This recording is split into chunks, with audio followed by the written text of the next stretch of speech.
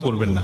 পাঁচটি কারণে স্ত্রীর প্রতি স্বামীর মহব্বত কমে যায়, আকর্ষণ কমে যায়। ওই স্ত্রীর প্রতি স্বামীর কোনো মহব্বত থাকে না, ভালোবাসা থাকে না, এবং তার সংসারটা জাহান্নাম মনে হবে, এবং এই পরিণতিটা আস্তে আস্তে ভয়ানক রূপ ধারণ করে বা ডিভোর্স পর্যন্ত চলে যায়। এই জন্য মা বোনেরা খুব সাবধান, এই পাঁচটি অভ্যাস আপনার জীবনে থাকলে আজ থেকে আপনি পরিত্যাগ করুন। প্রথম নম্বরে, স্বামীর মুখে মুখে তর্ক করবেন না। যেই স্ত্রী স্বামীর মুখে মুখে তর্ক করে, ও যদি বিশ্ব সুন্দরী হয়, ও যদি উচ্চ শিক্ষিত হয়, তারপরেও স্বামীর অন্তরে তার জন্য কোনো জায়গা থাকে না। মনে রাখবেন, কোন পুরুষ মুখে মুখে তর্ক করা স্ত্রীকে মোটেও পছন্দ করে না।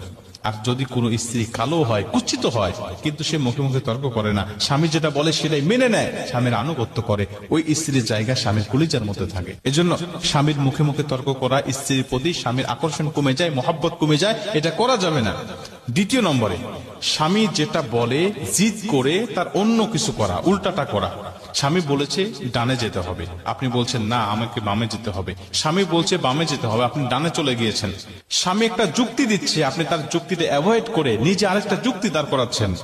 এইরকম ভাবে বিভিন্ন স্ত্রী যারা আছেন, তাদের প্রতি স্বামীর মহব্বত আস্তে আস্তে কমতে থাকে, এটা করা যাবে না। 3 নম্বরে, স্বামীর পছন্দের মূল্যায়ন না করা।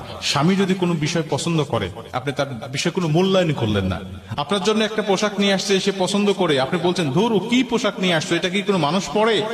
আপনি এমন কোন স্ত্রী আছে যারা স্বামীর বিষয়ে পছন্দ করা বিষয়গুলো, একটা পোশাক নিয়ে আসছে, ও আর ফেরত দিতে বাধ্য করেছে, না এটা ফেরত দাও, অন্য একটা বিষয় নিয়ে আসো, ওই কালার আমার পছন্দ, ওই কালারটা নিয়ে আসো।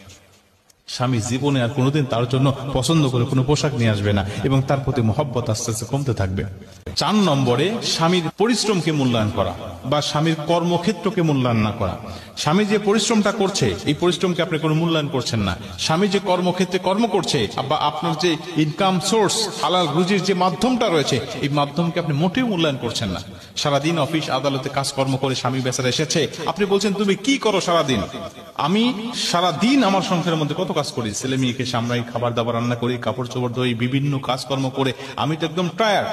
স্বামী অফিস থেকে এসে কিছু কাজ আপনাকে অর্ডার করেছে, আপনি সেটা না করে তার কর্মক্ষেত্র তুলে তুলে আপনার গালিগালাজ করা শুরু করলেন বা খোঁটা দেওয়া শুরু করলেন, যে তুমি কি করো আমার বাসায় এসে, তুমি আবারও আমাকে বিভিন্ন ভাবে তুমি আমাকে প্রেশার ক্রিয়েট করো।